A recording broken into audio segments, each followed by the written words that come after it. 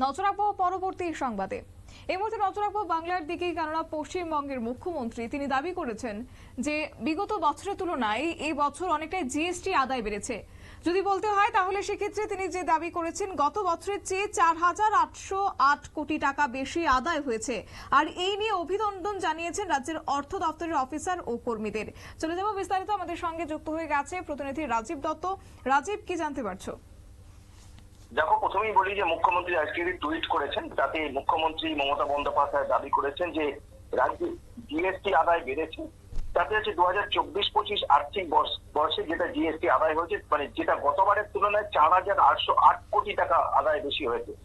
তাতে তিনি কেন্দ্রের সঙ্গে তুলনা করেছেন যে কেন্দ্রে যখন জিএসটি মানে শতাংশ হচ্ছে যে অ্যাভারেজ বৃদ্ধির হার, সেটা 9.44, অর্থাৎ এর তুলনায় বাংলায় কিন্তু অনেকটা বেড়েছে, 2% বেড়েছে। বাংলায় জিএসটি আদায় গতবারের চেয়ে বেড়েছে শতাংশ হিসেবে ধরো যে 11.43%। তবে তিনি বলছেন যে ওখানে কিন্তু বাংলা কিন্তু অনেক এগুচ্ছে, আস্তে আস্তে এগুচ্ছে, অর্থনৈতিক যে শৃঙ্খলা আসছে। যদি তার আগের বছর গত বছরে দেখো যে সেক্ষেত্রে জিএসটি বেড়েছিল গত বছর 1,908 কোটি টাকা, এবং যদি পার্সেন্টেজ দেখো সেটা হচ্ছে 31.055%। অর্থাৎ গতবারও বেড়েছিল এবং বারের থেকে এবারে কিন্তু আরো বেড়েছে।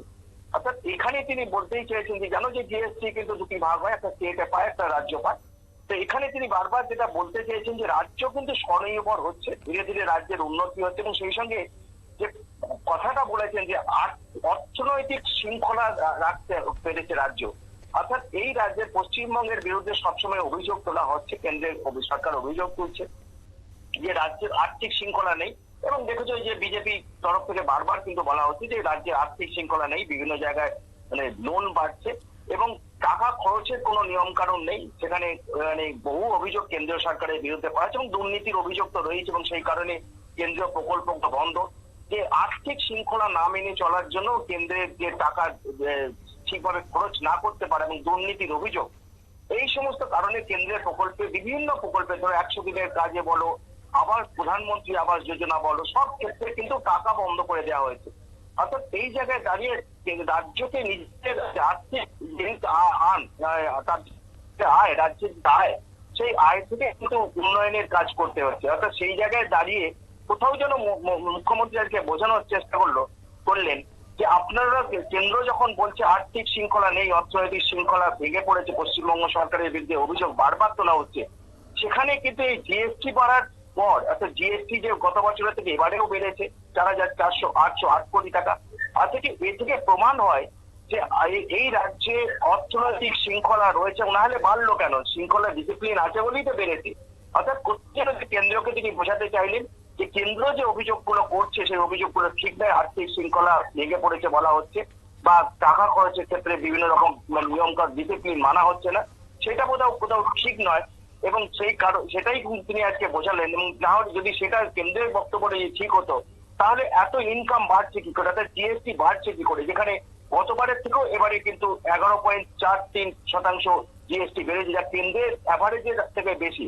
তাই তিনি কোথাও এটা বুঝিয়ে দিলেন যে রাজ্য স্বনির্ভর হচ্ছে, রাজ্য নিজেদের ইনকাম, রাজ্যের যে উন্নয়নের প্রকল্পের জন্য টাকা দরকার সেই টাকা নিজেরা ইনকাম করতে পেরে পারছে, এবং যার জন্য কেন্দ্র টাকা না দিলেও কিন্তু তাদের অসুবিধা হচ্ছে একটাই কারণে, রাজ্যে কিন্তু জিএসটি বাড়ছে এবং রাজ্যের বিভিন্ন ক্ষেত্রে। এবং সেক্ষেত্রে জিএসটি বেড়েছে কোন কোন জায়গায় সেটাও তিনি বলেছেন যে জিএসটি বেড়েছে আমাদের, যেটা জিএসটি সব থেকে বেশি এসছে যে রেজিস্ট্রেশন, অর্থাৎ প্রপার্টি রেজিস্ট্রেশন থেকে এসছে, স্ট্যাম্প ডিউটি থেকে এসছে, এগুলো থেকে সব থেকে বেশি জিএসটি এসছে। অর্থাৎ এই থেকে একটা পরিষ্কার যে মানে তিনি কেন্দ্রকে এটাই বোঝাতে চেয়েছেন যে রাজ্য স্বনির্ভর শুধু নয়, রাজ্য নিজের মানে এগিয়ে উন্নয়নের কাজ রাজ্য নিজেই করতে পারে। অর্থাৎ এটাও কিন্তু যেন আজকে যে টুইটটা তিনি করলেন, তিনি কেন্দ্রকে পাল্টা চ্যালেঞ্জ ছুড়লেন যে দীর্ঘদিন তোমরা টাকা দিচ্ছ না, কিন্তু আমরা আমাদের আয় ইনকাম আমরা করছি, আমরা সেই ইনকামের যে আয়টা করছি তা দিয়ে আমরা আমাদের উন্নয়ন বজায় রাখতে পারছি, এবং আমাদের রাজ্যে জিএসটি বাড়ছে, মানে ট্যাক্স বাড়ছে, যে যার ফলে আমরা সেই মানে ট্যাক্স বাড়া থেকে তোমরা লাভবান হচ্ছ, কিন্তু তোমরা পশ্চিমবঙ্গের মানুষকে বঞ্চিত করছো। কোথাও যেন এই বার্তাটাই দিলেন আজকে মুখ্যমন্ত্রী মমতা বন্দ্যোপাধ্যায়। শতাব্দী, ধন্যবাদ। আপনারা শুনলেন, অর্থাৎ জিএসটি সংগ্রহের ক্ষেত্রে বাংলা এবার এগিয়ে রয়েছে। 2024-25 অর্থবর্ষে জিএসটি সংগ্রহের ক্ষেত্রে দেশের সর্বাধিক বৃদ্ধির হারের তুলনায় বাংলার হার অনেকটাই বেশি, যা কিনা সোশ্যাল মাধ্যমেই এই তথ্যই দিয়েছেন বাংলার মুখ্যমন্ত্রী মমতা বন্দ্যোপাধ্যায়, এবং একই সঙ্গে তিনি উচ্ছ্বাসিত এবং পাশাপাশি শুভেচ্ছা বার্তা জানিয়েছেন রাজ্যের অর্থ দপ্তরকেও। নিয়ে নিচ্ছি ছোট্ট একটি বিজ্ঞাপন বিরতির সঙ্গে থাকুন।